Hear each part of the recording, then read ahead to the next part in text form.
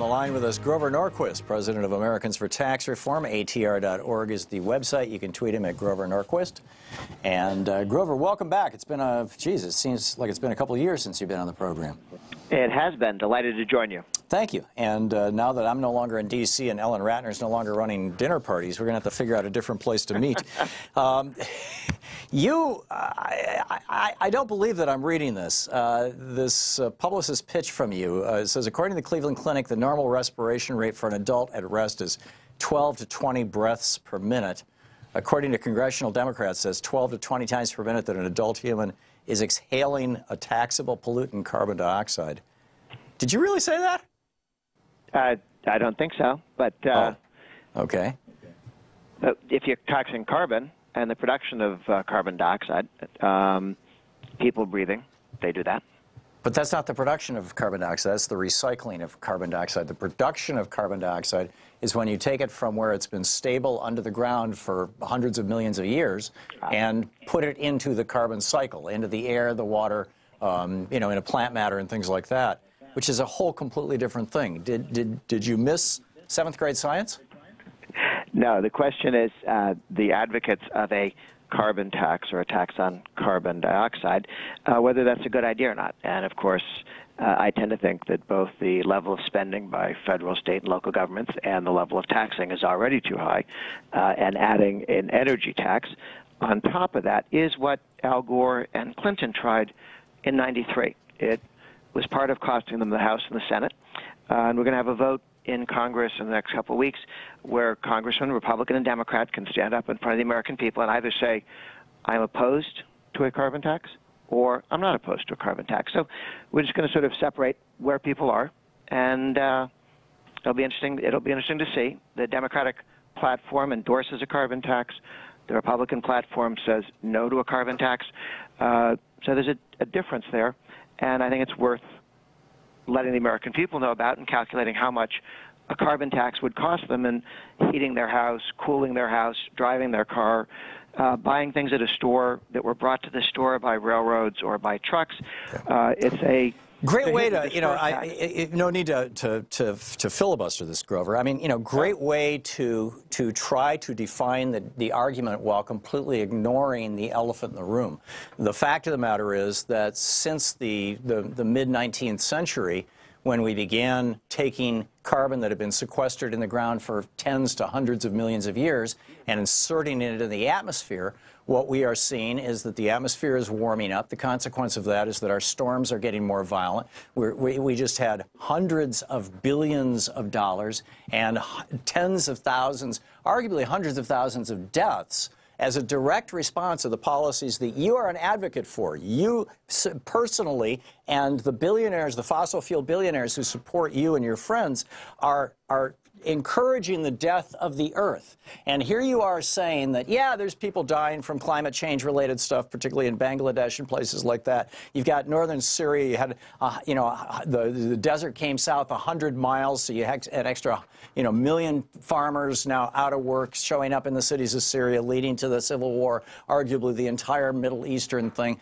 You are completely failing to acknowledge that the poison that the people funding you want to continue to put into our air are not only killing us, not only increasing cancer rates, not only ruining the planet, but also are costing us a pile of money. And you don't want your billionaire owners to have to pay for the external expenses, the externalities, the costs of the poison that they're putting into the atmosphere. I think that is unconscionable, Grover. I don't understand how anybody holding those kind of positions can even sleep at night. Okay, we done with the filibuster? Your turn. Okay, good, thank you. Two things.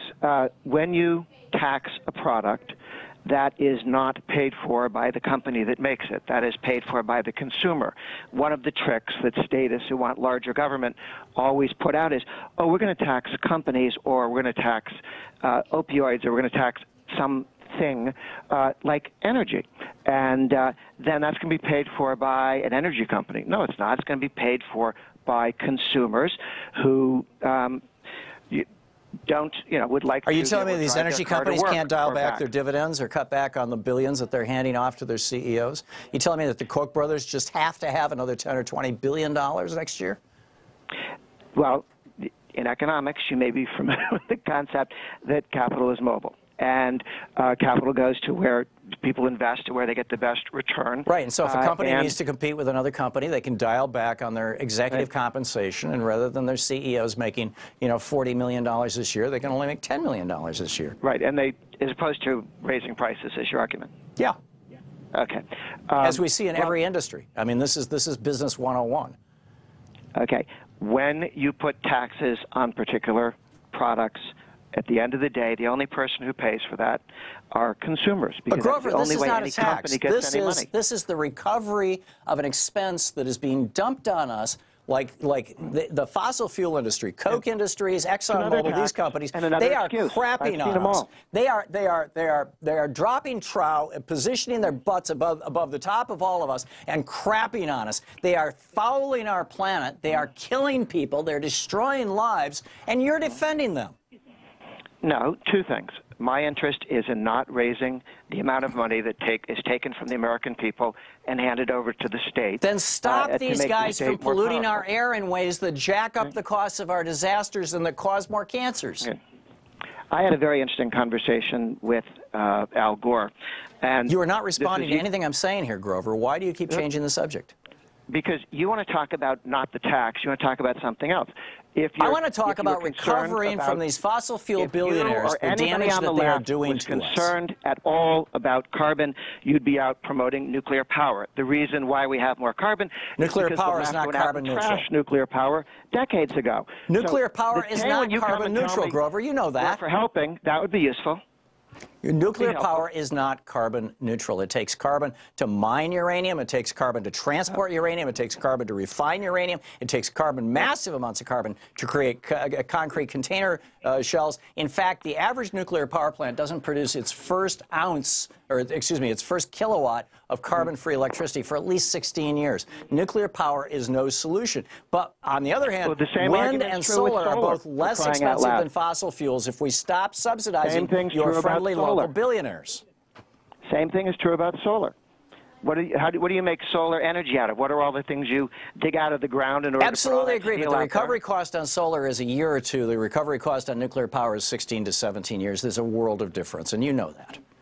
Well, two things. If you didn't have the kind of bureaucratic rules that were set down to cripple the nuclear power industry, the cost would be much less, and the timetable would be a fraction of what they are today. You're talking about Price-Anderson, where we subsidize the nuclear power industry to the tune of hundreds of billions of taxpayer dollars? And the delays I'm all in favor of getting rid of that subsidy. That'll end the nuclear power industry, as you know. Okay. The question is, well, there's several questions here. One is, this is just the latest. No, there's a really simple question, Grover, and you haven't answered it. Why do you want to force me to pay through my tax dollars to subsidize FEMA and through my tax dollars to subsidize health care in the United States? Why do you want me to pay for the disasters caused by the Koch brothers and ExxonMobil and for the cancers caused by the Koch brothers and ExxonMobil? I don't understand. Why do you want me to pay that?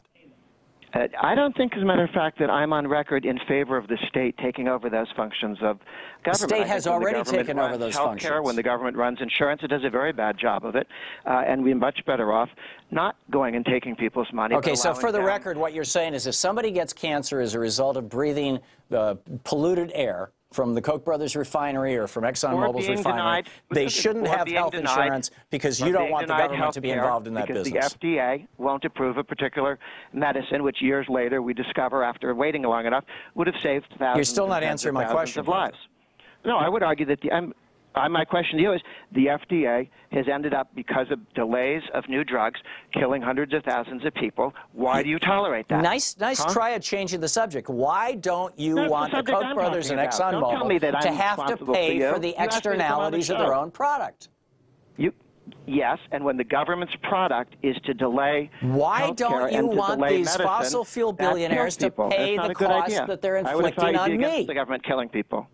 Why don't you want these fossil fuel billionaires to have to compensate us for the damage that they are doing to our bodies and our environment? Why not? Is it just because Is it just because they support the Republican Party? Is it that puerile? Actually, what we're looking at here in the question of global cooling. I'm old enough to remember when this was global cooling, if you remember, caused by the same things that now used to call global warming. Now it's climate change because they have trouble pushing the other two. Why don't you want the fossil fuel billionaires to have to pay for the costs that they're inflicting on us? Situation. Why don't you want the fossil fuel billionaires to have to pay the costs that they're inflicting on us? Why do you want them to get away scot-free with creating disasters and creating cancers? Why? Well, two things. I answered this question at the beginning, but you didn't understand, or you're trying not to. You don't get money from companies. Companies only get money from consumers. Not true. Whether you have know a that's not tax true, or whatever, the people buy something, they have that cash, which they can then use. It's a nice line, Grover, but nobody's buying it anymore. I mean, maybe people bought that back during the Reagan era, but people have figured out that companies actually do pay income taxes. In fact, back in the 50s, 1/3 of our entire federal budget is paid for by corporate income taxes. Now it's only 11%. Corporate income taxes, but the incidence of the corporate income tax is about 90% on labor. There have been recent studies on this which actually make it very clear that the amount that actually hits capital is maybe 10%, 90% on labor. Great job again of deflecting, but why don't you want the fossil fuel billionaires to have to pay for the damage that they're doing to our bodies and our world? Because you don't think that they're going to pay it. You think they're going to pass it along to us. Is that your answer? You want to pretend money comes from somebody other than citizens. So you don't think that money comes from corporations? Companies make money when they sell a product. They get that monny from consumers. And when they make money poisoning people, shouldn't they be held accountable for it? Well, when the company sells, first of all, I would be very interested in a national debate where all of the science that argues for global warming or global cooling or global climate change, whichever one you're picking this